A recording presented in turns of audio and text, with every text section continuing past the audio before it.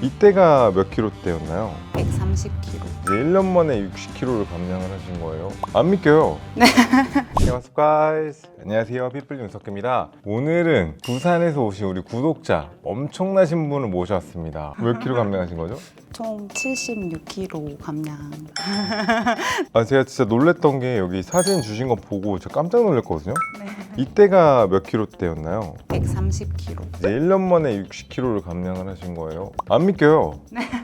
이렇게 체중이 증가하게 된 이유가 있으셨어요? 원래 어렸을 때부터 근데 항상 조금 체중이 비만이었었는데 있었구나. 어릴 네, 조금 성인이 된 이후로 힘든 일을 좀 한 번에 많이 겪어서 스트레스 그대로 때문에? 그래서 좀 폭식도 하고 술도 많이 먹고 하다 보니까 술이 급속도로 문제야.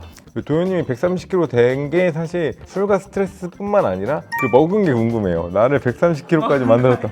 나는 75 때문에 올라갔거든요. 제가 빵 만드는 걸 좋아해서 빵순이었구나. 아, 이유가 있다니까요. 이거 술이랑 스트레스는 나중이야. 일단 이 정도 궤도까지 오려면은 한 번 넣으니까 맞아. 쭉 올라가더라고요. 빼야 될 계기도 분명히 내가 봤을 땐 분명히 하나 명확하게 있었을 거예요. 좀 말해 민망한데. 남자친구? 남자친구를 만난 거야, 아니면 남자친구 헤어지자고 한 거예요? 만났는데 네. 조금 더 잘 보이고 싶은 마음에 아, 연애를 시작했는데 네. 이제 조금 더 예뻐 보이고 싶어서 이제 감량을 했다. 감량을 했을 때 가장 좋았던 점. 입고 싶은 옷도 아, 그냥 그치, 맞아. 그게 많이 컸던 것 맞아, 같아요. 입고 싶은 옷 입는 게 특히나 여자분들은 좀 한창 꾸밀 때니까.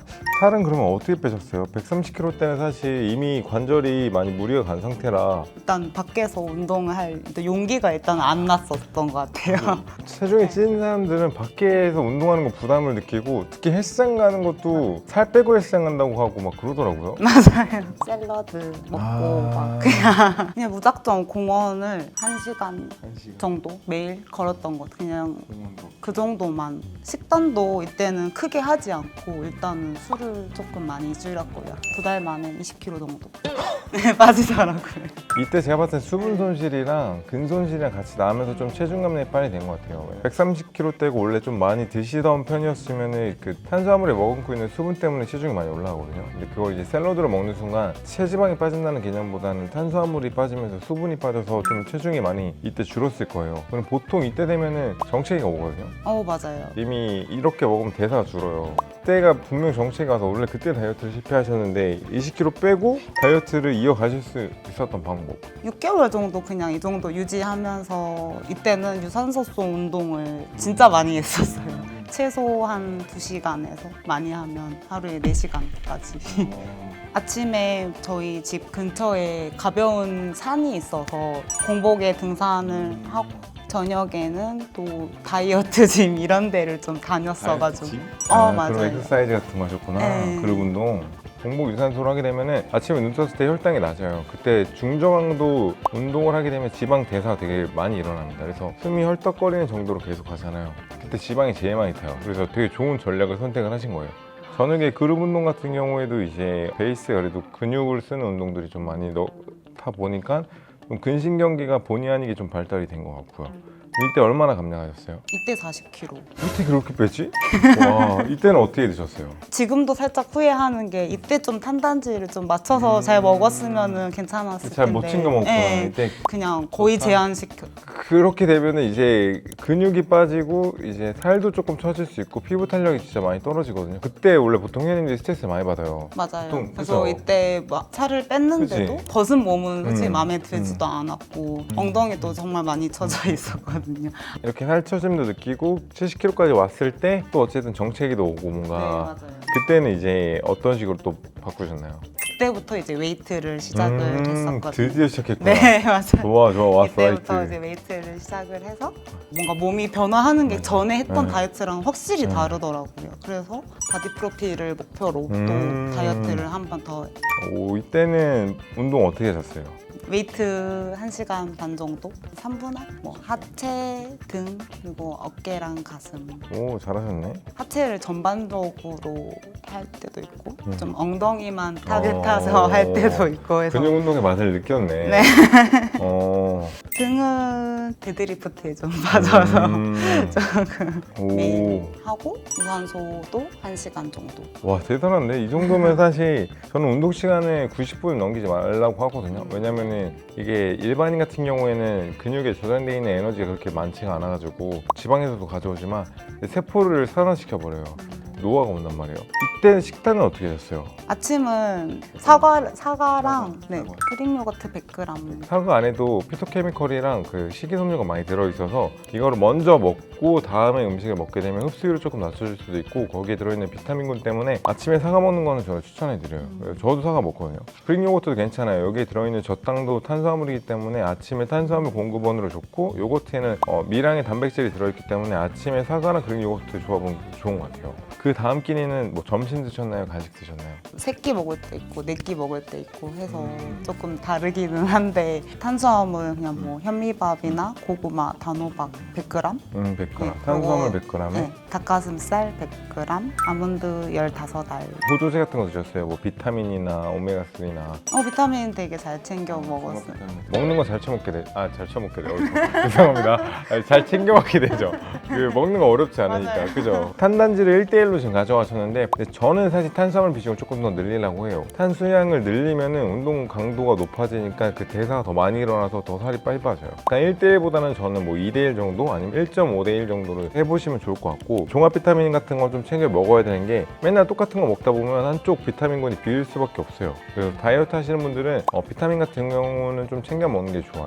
그래서 이렇게 해서 얼마나 빼셨어요? 이때 70kg에서? 4개월 정도 바디 프로필 준비를 해서 이거 네, 몸무게가 54kg까지. 와. 네.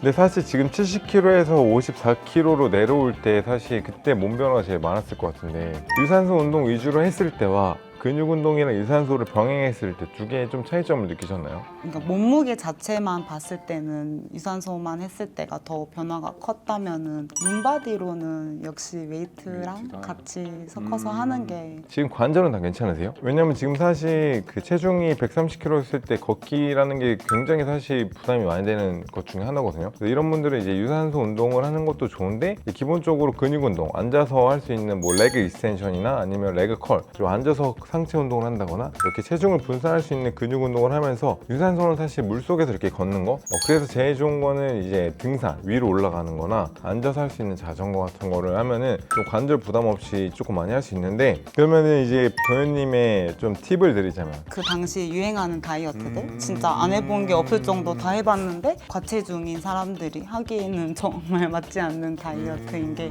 오래 가져갈 수 없는 다이어트잖아요. 맞아. 지속이 네. 불가능해. 목표를 잡고 지속 가능한 다이어트를 하는 게 다이어트를 좀 지속할 수 있었던 팁. 저는 좀 아침에 화장실 갔다 오면은 무조건 체중계 올라갔었거든요. 응가 놓으면은 막 30kg, 5kg 빠지잖아. 네, 미안을 삼고 마음을 잘했다 이랬는데 점점 빠지는 속도가 더디다 보니까 솔직히 이걸로 나중에는 제가 스트레스를 너무 많이 받았었거든요. 그래서 나중에는 일부러 체중을 2주에 한 번씩만 그냥 확인하는 정도로만 보고 체중계보다는 눈바디를 더 많이 믿으면서 그런 식으로 버텨냈던 것 같아요. 되게 좋은 팁을 주셨어요. 이게 체중계 숫자는 의미가 없거든요. 왜냐면 하루 만에 변하는 숫자는 그건 수분이나 아니면 응가로 나오는 그 단순한 무게일 뿐입니다. 이게 실제로 지방이 대사가 되는 기간은 적어도 최소 일주일 지난 뒤에가 몸에 변화가 있기 때문에 체중계를 많이 보면서 내가 스트레스를 받기보다는 그냥 오히려 눈바지 위주로 하셨으면 좋겠고 130kg대로 돌아가서 다시 다이어트를 한다면 어떻게 운동하고 어떻게 먹을 거예요? 탄수화물 탄수화물 먹을 거예요? 잘 챙겨 먹고 제일 중요한 거는 웨이트 운동이라고 생각해요. 네. 사실 운동하는 거나 건강한 음식을 먹는 게 사실 이게 남이 시켜서 하는 게 아니라 이게 나를 위해서 이렇게 하는 거기 때문에 나를 돌보는 거거든요. 그것 때문에 이제 자존감도 같이 올라가는 것 같아서 여러분들이 뭐 꼭 미적인 거나 남을 위해서가 아니라 나를 위해서 조금 그렇게 관리를 하시면 좋을 것 같고, 또 우리 76kg를 감량하신 우리 도현 선배님이랑 좀 얘기를 나눠봤는데 영상 끝부분에는 우리 도현님이 실제로 운동하는 루틴도 저희가 찍어서 올려놓을 거예요. 팁 좀 받아가서 여러분들도 식단도 하고 운동도 병행하면서 좀 건강하게 뺐었으면 좋겠어요. 네, 이번 시간에 저희가 준비한 영상은 여기까지고요. 영상을 보시고 도움이 되신 분들은 좋아요와 구독 부탁드리겠습니다. Thank you guys. 저는 엉덩이 자극에 더 집중하기 위해서 정지 스쿼트를 진행을 해주는데요. 내려갔을 때 최하단부에서 1, 2초 정도 정지 후에 엉덩이에 정확히 힘을 잡아준 뒤에 일어나주고 있습니다. 스쿼트 다음으로 신장성 수축을 하는데 유리한 굿모닝 동작을 V스쿼트에서 추가적으로 진행을 해주는데요. 상체는 꼿꼿이 세우고 허리가 과도하게 말리거나 꺾이지 않게 주의해준 뒤에 엉덩이부터 뒤로 쭉 늘려주며 엉덩이와 햄스트링이 제대로 늘어나는 느낌이 들면 엉덩이를 다시 앞으로 넣어주면 됩니다.